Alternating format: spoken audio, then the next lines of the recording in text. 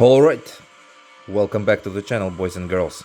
Today we have a collection update. Things that were bought in January, so kind of a January dump. A lot of good things here, as the title suggests. We're going to talk about new releases, old releases, and in-between releases. What the fuck are in-between releases? Let's find out, right? Quite a few items, yeah, and we're gonna talk about all of them in this one. So we are drinking a beer today. I'm gonna show it right now. A bit of a fair warning: I haven't had any alcohol. I only drink beer anyway. I haven't had any alcohol in 28 days because I was working. Chaotic month for me. January and February are pretty chaotic months. Only 4% alcohol, but if I rock off to stratosphere from this one, that's why. Okay, so we're having this one, found it in a local shop. Mad Scientist is the brewer. Never had any of these beers. This one is Jason Voorhees, of course, Friday the 13th. Like I said, very low on alcohol. Good to start with this one. It is my beer day today. I'm gonna have a few beers, gonna go to the pub. So I'm gonna start with this one, record it, and then by 4 p.m. I'll be in the pub having a few beers there. So this is just like a warm-up beer. And I'll upload the video after I come home from the pub because I don't have any time left. I think we'll see anyway. So this is a Crystal Lake Hoppy Helles, so should be very light. Wow, Friday the 13th. I can't believe that from 2009 we didn't have any new movies based on Jason. The 2009 movie sucked ass, of course. I watched it one time and I haven't rewatched it at all. So yeah, that tells you a lot. It's hard to imagine if they can actually make Friday the 13th movie in 2025. Considering how people became so soft, probably he won't be allowed to kill anybody. Because every group of people he kills will be offended and they're gonna find something that, pisses them the fuck off, So yeah, I guess as the saying goes, live long enough to see your favorite franchises die or get ruined. There you go. A little bit of movie talk for you. But yeah, interesting beer. Let's see how it goes. In the background, we're listening to Autumn Strife. A lot of people sometimes ask me what is the background music. Guys, I always, for the last year, I started putting it in the description. It basically says background music and a link to a band or a name of the band and an album. Okay. I hope you're better than your last movie, Jason. Cheers. Okay, guys. Happy start of New Year. Cheers.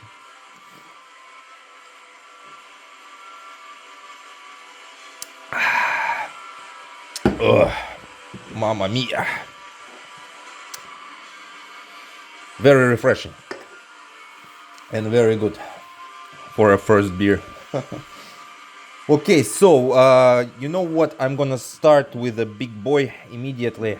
We're gonna start with the in-between release. It's a big box. Actually, let me get rid of the beer because it's a big box.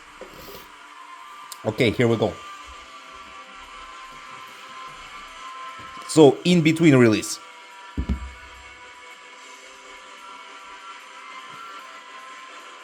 A very cheap price.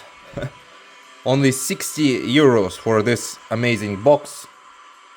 The content of the box. No, and you plus pay the shipping from Poland. Of course, this is Mgla. Established in 2000 in Poland. Mgla, for those who don't know, is folk. And Mgla as a band is one of the probably most important modern black metal bands. M and Dark Side here bring the noise. Again, 2 hours of, as you can see, live recordings. Almost a decade of live recordings here. Unfortunately, Estonia didn't make the cut. I think Lithuania made the cut here, from Vilnius, if I'm not mistaken. Thorn Ether is the name of the release. Of course,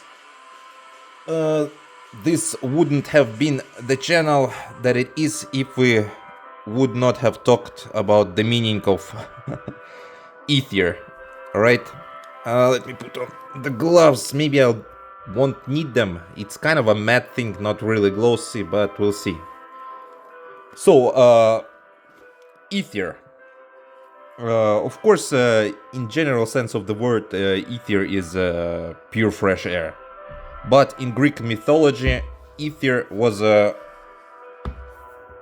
kind of a god. It's kind of a personification of sky, upper sky, the atmosphere. What I think in this case it represents, I think it represents the term from medieval science, which refers to ether as a fifth element, quintessence, and material beyond the terrestrial sphere.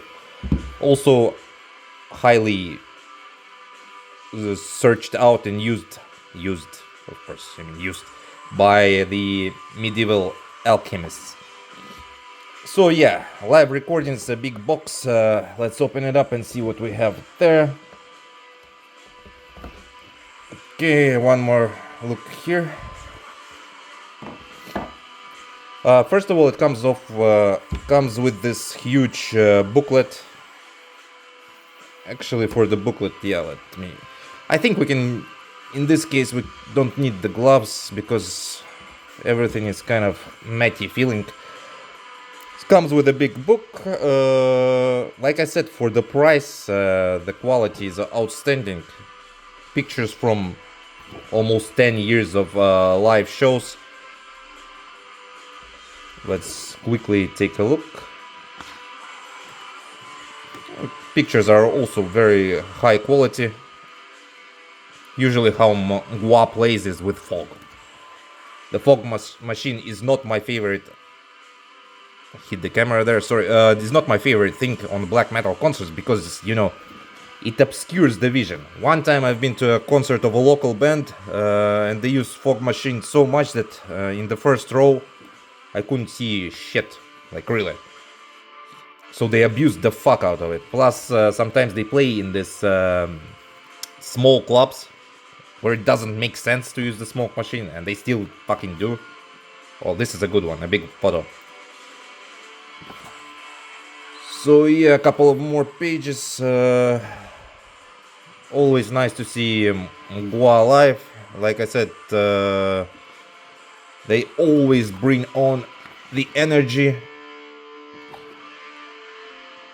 So a very solid live band. This is also a really good picture here.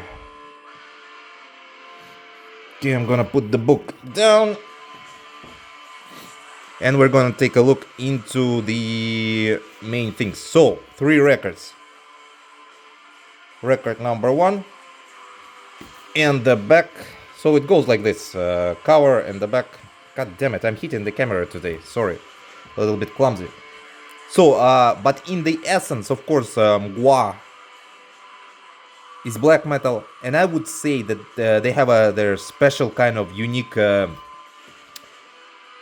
sound, unique approach to things. I believe there were some satanic elements on the first like EPs, but then they moved to something that I would say, like I read in one interview, the guy called it cynical nihilism. This is what they play, in my opinion, cynical nihilism. I'm not gonna take all the records out, it's just a black record. However, each record has the same logo, Mgla and Mgla on the back, and of course A, B, C, D, E, F as per 3 records. So yeah, they play this cynical nihilism. I think and they take a lot of influences from philosophers and authors and stuff like that. Okay, let me, yep. So record 2 goes like this. For example, in Groza 2, which is on the Groza EP, you can hear Nada Groza Nada, hail nothing full of nothing. This is basically from a clean, well-lighted place, which is a story written by Hemingway about a death man. You know, there's a lot of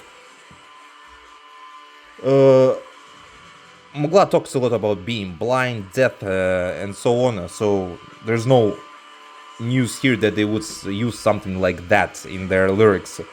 Exercises in Fertility 1, for example, is for sure has influences from Émile Cioran. Émile Cioran was a French philosopher, and he basically developed this style of writing, which is called, which a lot of people consider to be called, or they just call it themselves, philosophical pessimism.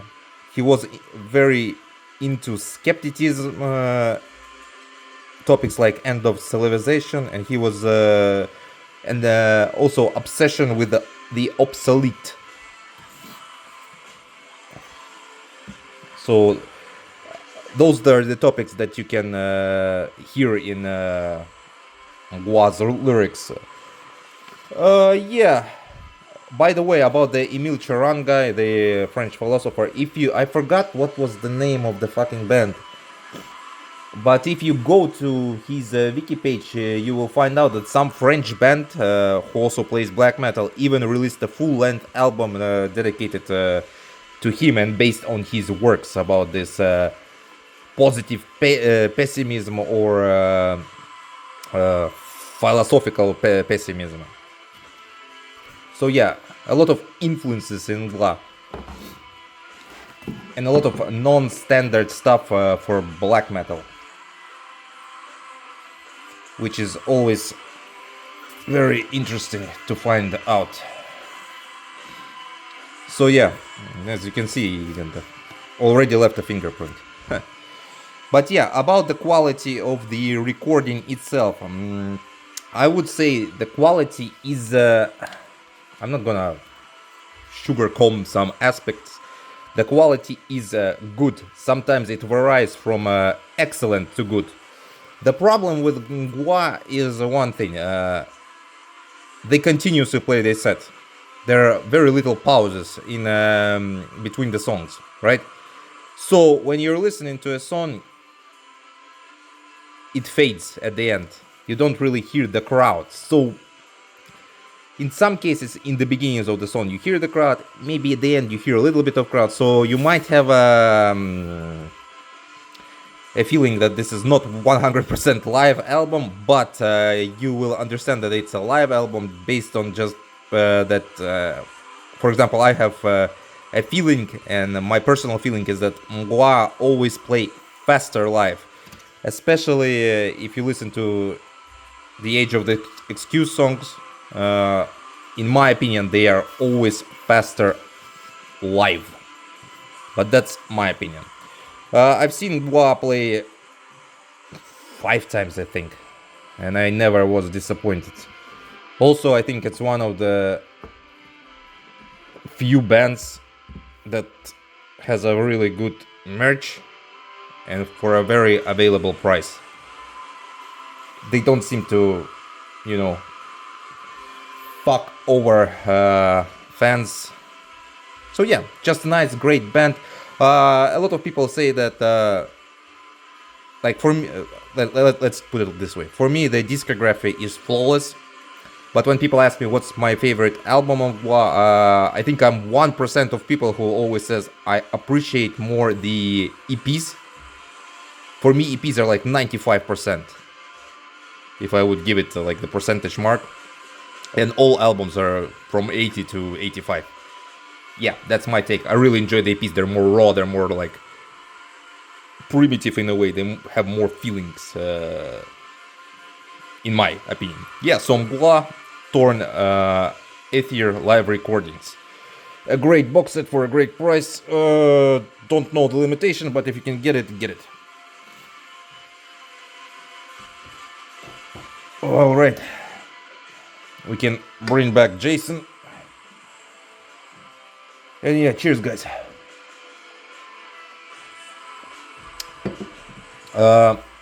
Let's do the new release now, right? Why the fuck not do a new release? Let me get it out of the CD. So, okay, so this one is on CD. I'm gonna put the CD here. We're gonna take a look. Took it out to avoid the glare from the CD case. Satanic Warmaster from Finland, established in 1998. 7 full-length album. Excultation of Cruelty. Kind of a hard name, I would not lie. Came out of nowhere. No announcement, no nothing. Like in the good old days, bam, here you have it. Buy it if you want. 2 CDs. One is the recording of the album, and the second one is a, I don't know, raw version of the recording album, of the same album, with the other songs, I think, mixed in it. No, I mean, but I don't know. Was it necessary? Probably, yeah, why not? The more you get, the better, I think. In the words of Lowry himself, probably, it says, wintry breath that reminds us of rising black metal underground of 2000s. So this is what this album is. I can agree with this. The sound is definitely a return to his 2010 sound. It basically toys with the idea of lo-fi sound, raw black metal. Avant-garde. Man, that's a hard fucking name for an album. Or the previous album. This one is better than that one. It's better than Amon-Gander. Amon-Gander had a clean production, clean sound, a little bit too melodic for me. This one I think is better. That one is good. The album is good, but this one is what I like about black metal more. Of course, Lowry here is not inventing a wheel, but he's for sure dropping some kerosene on a fading flame. That's how I would describe it. Basically, this is a... Let's take a look at the back. This is a return to true cult aesthetics. And of course, Lowry here proves that he's a very talented guy. No matter... No, his political views in this case don't matter. It's pretty funny how a lot of people say that, you know, I'm never buying from that label because Lowry is, into NS. I think he already a long time ago said that he was not in NS. So it pisses a lot of people off on one side, it pisses a lot of people off on the other side. So in this case, I separate the art from the artist, A very talented individual. I think we should not, in this case, concentrate on his ever-changing political views. Let's put it like this. Because I don't remember how old he is, but he's already pretty old. Probably taken in his home. If you follow his Instagram, it's probably in his home. So yeah, a very interesting album. True return to form, in my opinion. CD looks like this. Then you open it up. Here's the raw version, I think. Yeah, it even says here raw version. Lyrics and instruments, and a little bit of art here as well.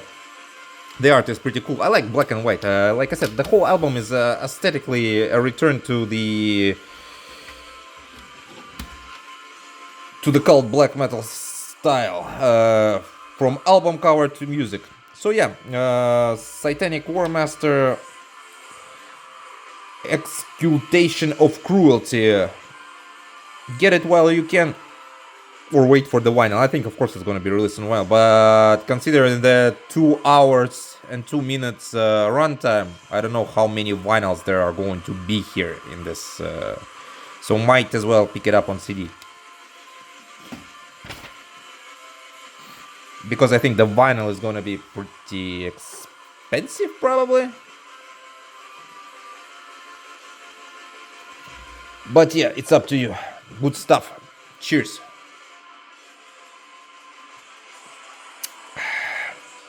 Man. Excited for Friday. Haven't had a Friday off for 3 weeks or more. Anyhow, let's move. Found this one in a local shop. It's a classic, a hidden gem, a classical album. But yeah, a hidden gem, I would say, because not a lot of people probably talk about this band, or at least I haven't seen them talk about this band. Cost me 10 euros first press, but it's nothing like special about the first press or second press, but it is a hidden gem. So this is Skogen from Sweden, established in 2009. This is their first full-length album, and it's called Vitra, released in 2009. Skogen, of course, translates to forest. This is 57 minutes, 9 tracks, 2 tracks are instrumental. So by the runtime, you can understand this is probably an atmospheric black metal. Interesting fact about Vitra, here we go again. Again, he goes on with his stupid fucking history rants and shit like that. So, yes, Vitra has a meaning to it. So, let's quickly take a look. Only lyrics, I think, here. So, Vitra is a mythological creature in Swedish and Finnish mythology. So this is basically a female kind of demon, which is longing, which is responsible for longing, desire, lust. It's a beautiful female that usually seduces shepherds and lures them into the forest, and then ends them there. What's interesting about this? First of all, there is a... Okay, let's put it this way. When doing the research for Vitra and finding out about the mythological creature, I stumbled upon an essay by Justin Edwards, who is a professor, I think, in Edinburgh University, and it's called B-Movies Gothic's International Perspectives. In that essay, it says that Sam Raimi's Evil Dead has a Vitra in it. I'm guessing it's the spirit of that zombified woman that is under the stairs. And what's interestingly enough, there is a Swedish film called Vitra, which is basically copying Evil Dead. So they also have this female demon there. Of course, I didn't read the whole essay because it's blocked by Amazon and is under the paywall. But it's pretty interesting. You can go pay couple of, I think it's 5 euros, and read it. Looks to be interesting. At least you'll find more information on what Vitra is exactly in Sam Raimi's Evil Dead, because I was kind of surprised that it is Vitra there. About the music of Skogen, a grand, rich, lavish, atmospheric black metal with mid-tempo, and it's not boring. This is the main thing. A bit of acoustic passages here and there, like I said, 2 instrumental tracks, clean vocals combined with classical black metal vocals. A bit of, there are hints of folk here and there. And what's interesting, of course, that at some point there's even a flute, but it's very, very vague. So a lot of stuff in this album. That's why it's considered to be one of the, hidden gems. I know that their second album is more praised than this one, but this one is also really good. So yeah, if Skogen passed you and you're into non-boring atmospheric black metal, then you should definitely check out Skogen from Sweden with their 2009 full-length, first full-length Vitra, and you should learn about Vitra. All right, two more items, both vinyl. Cheers. The next one is going to be once again Inbetween release. So yeah, it's a re-release basically. There, I spoiled it for you. Okay, so now let's move to Poland. For this one, finally re-released by Malignant Voices, I think. Yeah, if that's how. Yeah, Malignant Voices, I think. Yeah, I don't know. Beautiful cover, most of you have seen it. Of course, this is Odraza from Poland, established in 2009. Odraza means disgust. Second full-length album released in 2020. The name of the album translates to things in English. Okay, I'm gonna butcher it in Polish. Rzeczom? Rzeczom? That's the last time I try it, guys. I promise. So yeah, things. 54 minutes long. The cover. Most of you probably have seen this cover. The album hasn't been re-released for a long time. Even the CD is sold out. I think the CD is sold out. Malignant Voices promised to put out CD as well. They did this. The other album also. It's pretty interesting how they did this. They released this one only on vinyl on two versions, the smoked one and the regular one. But the other album was released on CD or on vinyl, so I don't know why they didn't release this one on CD. On the cover we have Dorota Maria, so this is her photo. Actually, it's very interesting because she's a finalist of Miss Malopolski 2022, so some beauty pageant of... I don't know if Malopolski means like Miss Poland or it's some smaller competition. But yeah, a beautiful photo. Very untypical for black metal. But the band is pretty untypical in its core also. As said by the band, this is a dark journey. This is a diary. Excerpts from our lives. It's about myths, projections, feelings, fears we fight, lies, legacy, and memory. So this is a very personal album, as you can see by the description. Beautiful inside. Also, I'm guessing it's Dorota here and two band members. Like I said, it's a very personal album. And it's a very beautiful album. Its beauty is in its chaos, how it feels. It's very untypical, yet it's chaotic, and yet it's beautiful. The vocals are sometimes like barking. You can describe them as barking. And there's a constant ferocity and chaos in this album, which makes it very, very unique, and which I'm guessing that's why a lot of people actually wanted this album to be re-released, and I don't know why they took so many years to actually re-release it. I don't remember the limitations that I have on the record, but I bought the smoke version and it was pretty dark. I first thought, so okay, let's do it like this.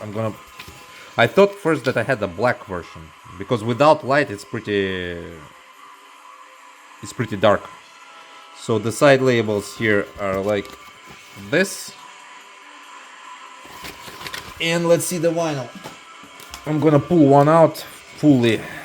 Let's see it. Yeah, you can see it's pretty smoked, right? I'm guessing the cigarette smoke and maybe some alcohol suits this album. Like I said, it's very fucking... it feels like a personal album because there's so much chaos into it. Also, the guys behind this band are, or one guy is behind Gruzia, which is another Polish kind of experimental black metal band. That one is even more chaotic, so it's pretty interesting. So yeah, let's take a closer look. Elegant voices. There you go. Odraza. The name, things. Very well put together. Very well done stuff. So yeah, Odraza, if you haven't heard it, do yourself a favor, go check it out immediately. Run and get the album. Like I said, don't remember the limitation on the smoke one. The black one should be still available. The price gap between them is €3, so you can choose which one you want. Whew. Okay. Actually, what the fuck is on there? Okay, doesn't make a difference. Okay, we're finishing it off with one more vinyl. Cheers.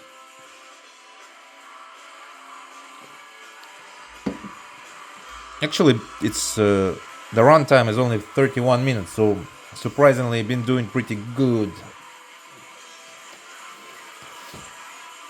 This one doesn't need any introduction, unless you're living under the fucking rock, right?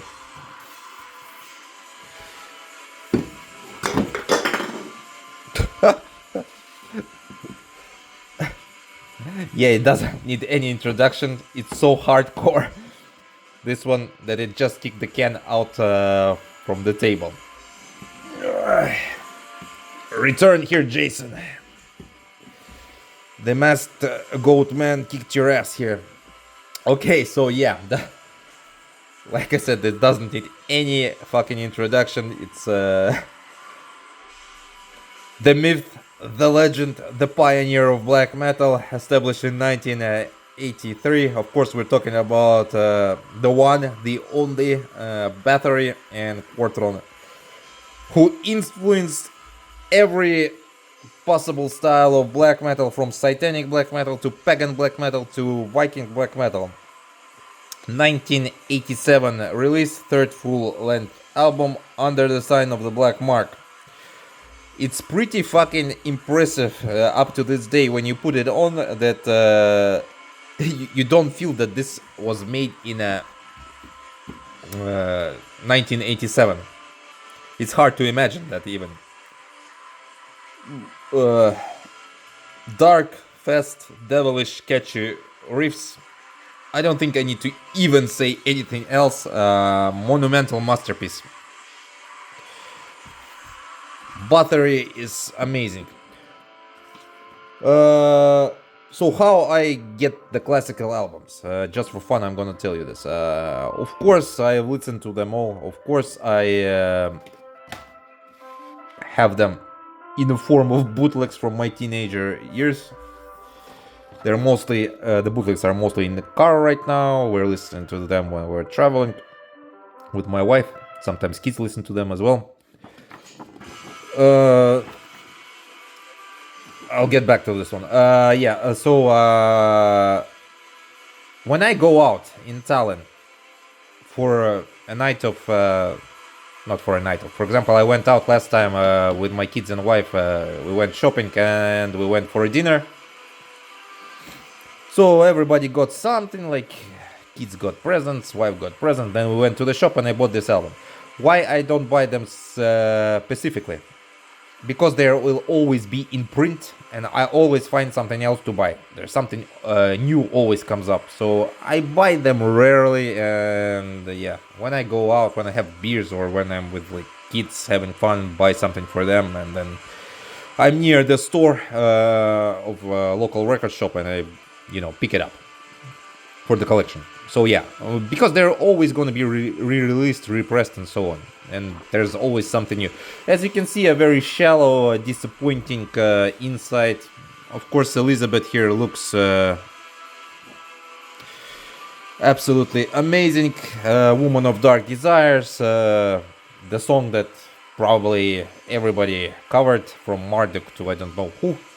But it's one of the most popular songs to cover. Well, it's fast, it's good. It's Especially for live concerts when bands cover it. Uriah, I think, covered it also. When I've seen Uriah live, yeah, they did it. Yeah, I think they did it and something else. But yeah, so that's my reasoning how the classical albums end up in my collection. Comes on black. Like I said, monumental piece of work. The famous goat, the black mark, and so on. I wish only they would, you know, pay more respects to the guy, and this reminds me of it's okay, like release wise it's okay, but it reminds me of Peaceville Records, where every album is a cash grab, especially the Mayhem re-releases. They were so shallow and so like thin, there was nothing there, and I think they wanted like 30 euros for those records. So I don't know, this one was like 22, which makes perfect sense and it's okay with me. But yeah, I still would like something. I would even pay more, something maybe not lavish, but something cool to commemorate the memory of Potron. And just that this is a fantastic album. So yeah, Bathory, Under the Sign of the Black Mark. Absolutely amazing stuff. So yeah, guys and girls, this was it. We never needed the gloves here today. This was the stuff that I picked up in January. It's 31st today, so the video will come up today. Just don't know which time. But yeah, February, I'm going to a festival. Every time I go to this festival, I say to myself that I am not gonna pick up anything politically incorrect. I need to buy something new from like regular bands and stuff like that. But the vendors that are present there, they usually have such good politically incorrect stuff that I end up buying this and that and that, and I need this and I need that, and yeah.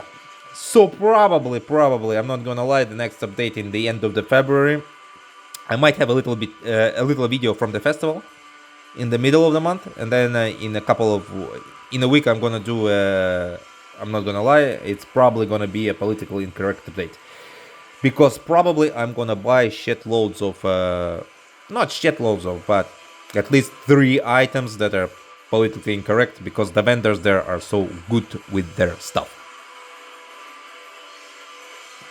And no, it's not an NSBM fest. It's just a regular underground black metal fest here in Estonia. But people have their heads torn on and they don't have a brain damage. So, if you want to buy stuff from a vendor, you buy stuff from a vendor. If you don't want to buy stuff from the vendor, you fuck off to the next vendor and buy other stuff. So yeah, okay. Closing in on 40-minute mark. Like I said, I hope you enjoyed this one. Interesting stuff here. Interesting beer. Yeah. I'll see you in the next one. Stay frosty. Stay fucking black metal. I'll see you around.